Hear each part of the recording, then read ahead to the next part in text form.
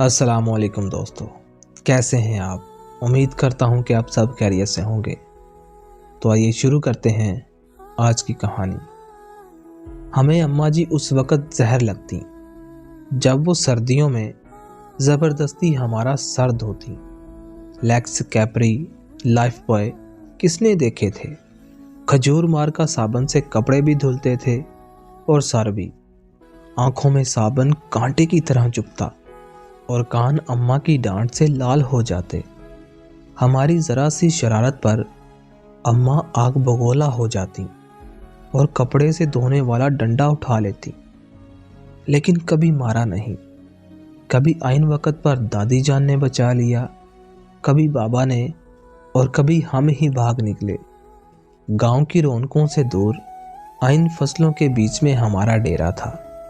डेरे से कभी कभार गांव जाना अम्मा का सबसे बड़ा शॉपिंग टूर हुआ करता था, और इस टूर से महरूम रह जाना हमारी सबसे बड़ी बदनसीबी थी।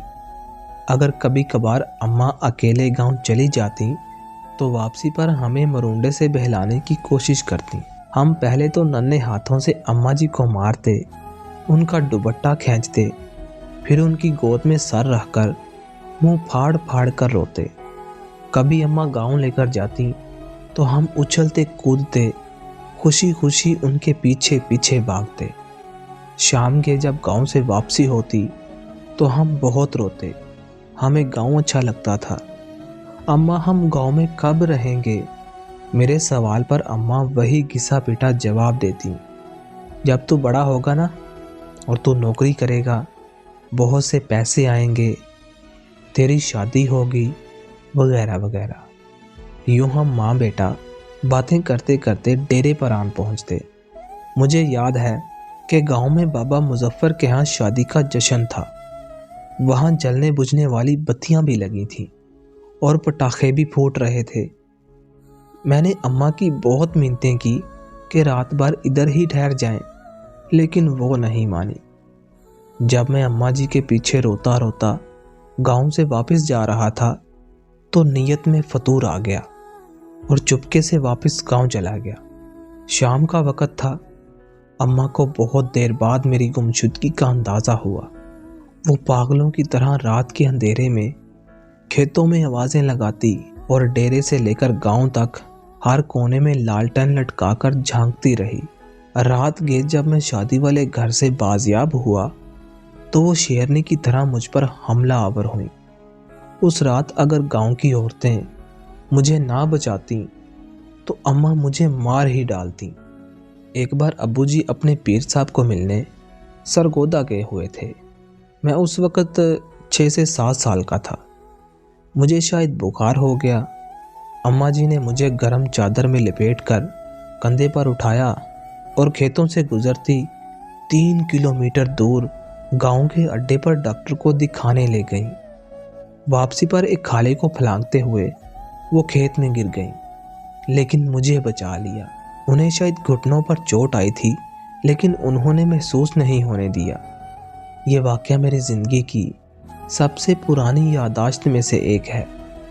यकीनन वो बड़ी हिम्मत वाली खतून थी और आखिरी सांस तक मेहनत मुशक्क़त की चक्की पीसती रही।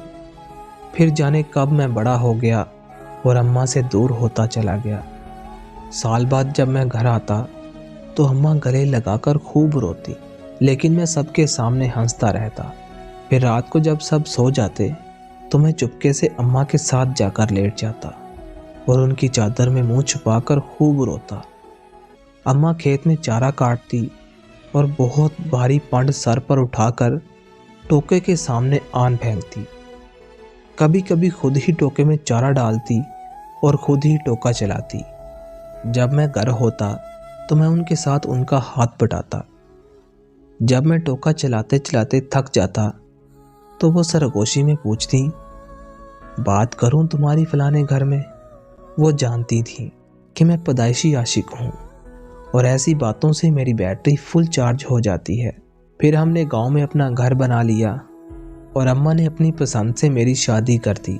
मैं फैमिली को लेकर शहर चला आया और अम्मा ने गांव में अपनी अलग दुनिया बसा ली और वो मेरे पहले बेटे की पैदाइश पर शहर भी आई थी। मैंने उन्हें समुंदर की सैर भी करवाई।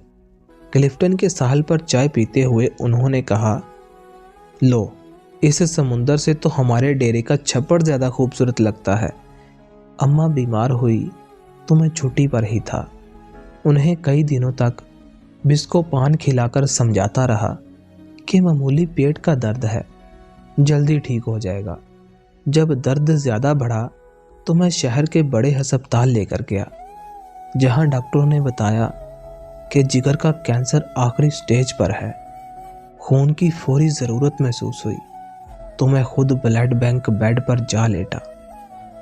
माँ को पता चला तो उसने दुख से देखकर सिर्फ इतना कहा, क्यों दिया खून, खरीद लेता कहीं से, पागल कहीं का।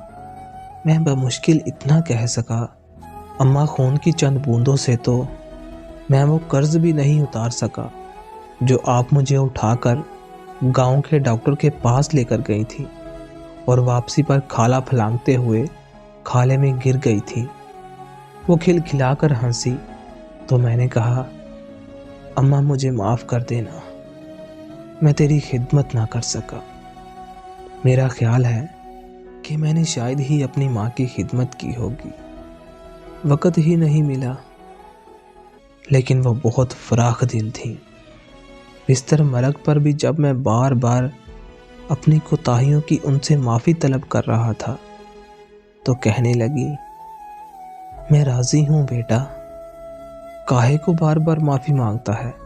माँ ने मेरे सामने दम तोड़ा, लेकिन मैं रोया नहीं। दूसरे दिन सरबारी होने लगा तो मैं कब्रिस्तान चला गया और कब्र पर बैठकर मुंह फाड़ कर रोया। माँ से बिछड़े मुद्दत हो गई। अब तो यकीन भी नहीं आता कि माँ कभी इस दुनिया में थी भी कि नहीं। खुदा सबकी माँओं को सलामत रखे, आमीन। कहानी अच्छी लगी तो लाइक, शेयर और कमेंट लाजमी कीजिएगा, और अगर चैनल पर नए हैं तो चैनल को सब्सक्राइब लाजमी करें ताकि इस तरह की मज़ीद अच्छी कहानियाँ आपको मिलती रहें।